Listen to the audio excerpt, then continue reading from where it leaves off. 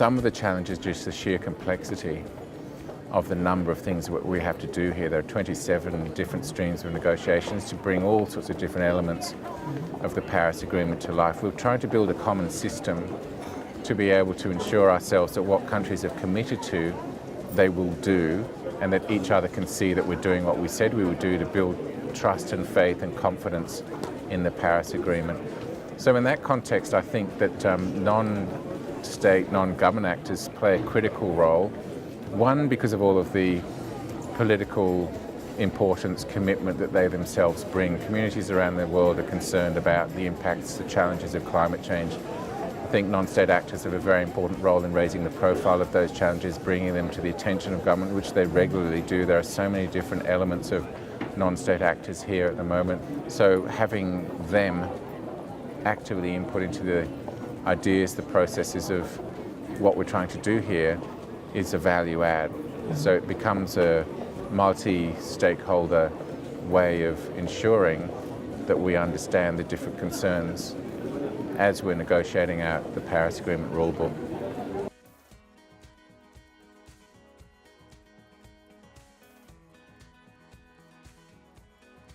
Non-party stakeholders have an important role to play in that context. If I could give you two examples. One example is, I was just mentioning, I was at the Indigenous Peoples Platform Forum yesterday.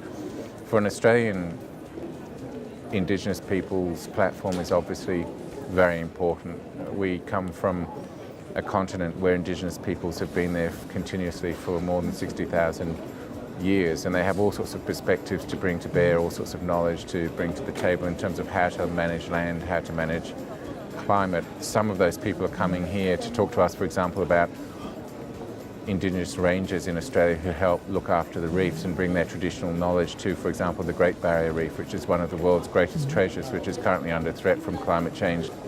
In another example, our Indigenous communities are using traditional fire burning technology with some of the most advanced modern satellite technologies to manage land through savanna burning for emissions reductions, and through our domestic emissions reduction fund, we've credited Indigenous communities with about $100 million worth of credits for the work that they're doing. And those communities are now helping us take that work offshore. So we've got a pilot project going in Botswana now where we're taking this capability, this technology to Southern Africa. So that's one very meaningful example. Another one is on markets. Markets are some of the most complex areas of these negotiations, about the ability for countries to be able to trade credits.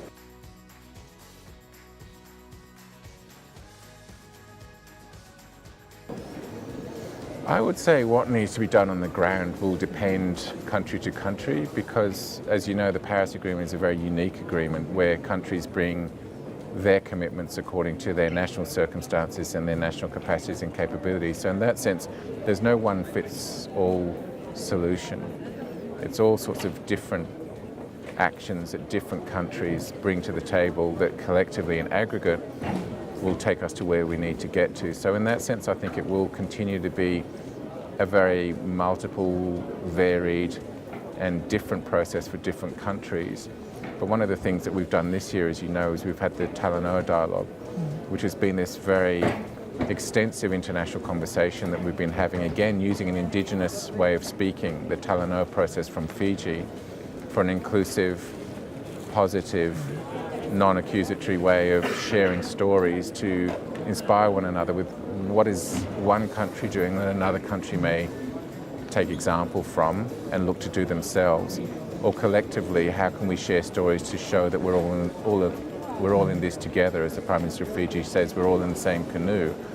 We need to tell each other stories for how we best paddle that canoe forward, again, as fast and as far as possible. So in that sense, I feel that, as you say, non-parties have, again, and it's been shown through the Talanoa dialogue, all sorts of ideas and suggestions for how we proceed.